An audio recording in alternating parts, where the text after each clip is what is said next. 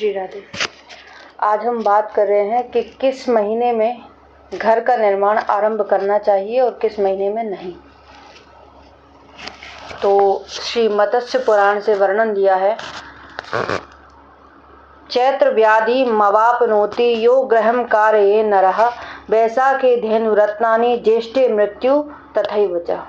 चैत्र मास में जो भी अपने घर की नींव रखता है उस घर में एक न एक व्यक्ति सदा बीमार बना रहेगा।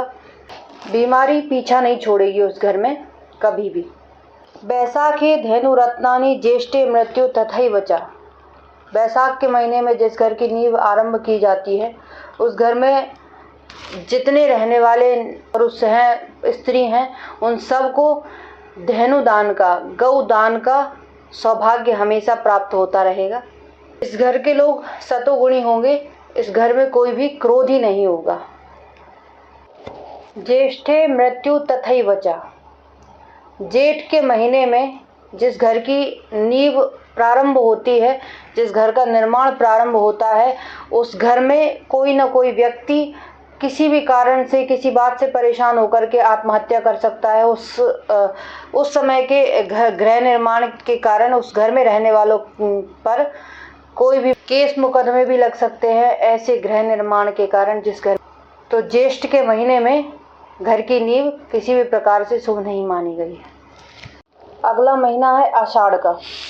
तो बड़ा सुंदर श्लोक है, आषाढ़े भृत्य रत्नानि पशु वर्ग मवाप्नुयात्। तो आषाढ़ के महीने में जिस घर की नींव रखी जाती है उस घर में नौकर चाकरों की कमी नहीं रहती है, रत्नों की कभी कमी नहीं रहती है। उस घर में आपका सहयोग करने वाले अनेक लोग होंगे। तो आषाढ़ के महीने को शुभ माना गया है उनका। तो श्रावण के लिए बड़ा सुंदर श्लोक लिखा है, श्रावणे भृत्य लाभम तु। श्रावण के महीने में जिस घर की नींव प्रारंभ होती है उस घर में कभी भी जितने लोग रह रहे हैं उनका व्यापार कभी भी नहीं रुकेगा। उस घर में धन की आवक कभी भी नहीं रुकेगी। उस घर में हमेशा धन आता रहेगा, व्यापार होता रहेगा। तो श्रावण का महीना भी शुभ माना गया है गृह निर्माण आरंभ करने के लिए। हानि भाद्रपदे तथा। भादों के महीने में अगर आप घर की नींव रखते हैं, प्रारंभ करते हैं घर बनाना, तो आपके पास इतना पैसा भी नहीं होगा। बनाते बनाते ही पैसा खत्म होता चला जाएगा कि आपके पास इतना पैसा भी नहीं होगा, इतना धन भी नहीं होगा कि आप दरवाजे या खिड़कियां भी लगवा सकें। तो घर का निर्माण भी आप पूरा नहीं करवा पाएंगे, इतना आप पर लोड पड़ जाएगा।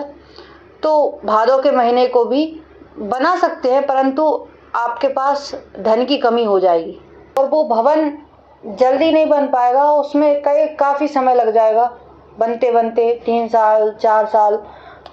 पत्नी नासो स्वेने विद्यात् कार्तिके धन धान्य कम। अश्विन के महीने, कुंवार के महीने में गृह निर्माण के लिए अगर आप गृह निर्माण करते हैं तो उस घर में पत्नी नासो स्वेने, यानी कि उस घर की स्त्रियां सदा क्रोध में रहेंगी, सदा रूठी रहेंगी। कार्तिके धन धान्य कम।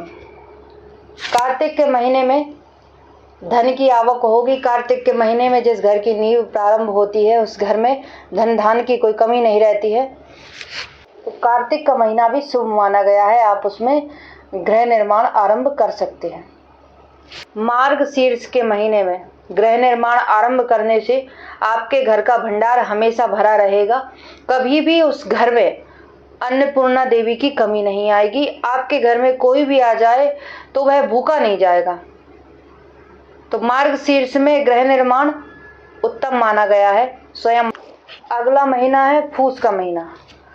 पौष के महीने में आप कदापि घर ना बनाएं, घर की निर्माण आरंभ ना करें, क्योंकि पूष के महीने में नींव लगाने से आपको चोरों का भय रहेगा। उस घर में हमेशा ताले टूटने का भय रहेगा, चोरों का भय बना रहेगा, अग्नि का भय बना रहेगा। अग्नि भी लग सकती है उस घर में।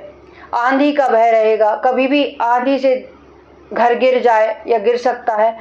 इस प्रकार से भय बना रहेगा आपको उस घर में। इसलिए फूस के महीने को उत्तम नहीं माना गया है ग्रह निर्माण। माघ के महीने में घर की नींव लगाने से अनेक लाभ हैं।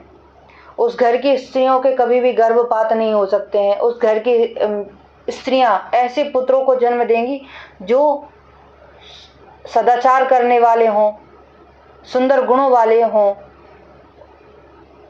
ऐसे पुत्रों को जन्म होगा उस घर में। तो माघ का महीना शुभ माना गया है। उसमें फागुन के महीने में अगर आप अपने घर की नींव लगाते हैं तो उस घर की संतान या उस घर के व्यक्ति कभी भी कोई मत कमाऊ नहीं रहेंगे, उस घर को कांचन बना देंगे। यह है 12 महीनों के गृह निर्माण की विधि। गृह निर्माण के महीने, आप किस महीने में गृह निर्माण आपको करना चाहिए, किस महीने में नहीं। वीडियो अगर अच्छी लगे तो लाइक करें, शेयर करें, कमेंट करें और चैनल को अगर सब्सक्राइब नहीं किया है तो सब्सक्राइब कर लें ताकि ऐसी ही जानकारी आपको नित्य प्राप्त होती रहे। जय श्री राधे।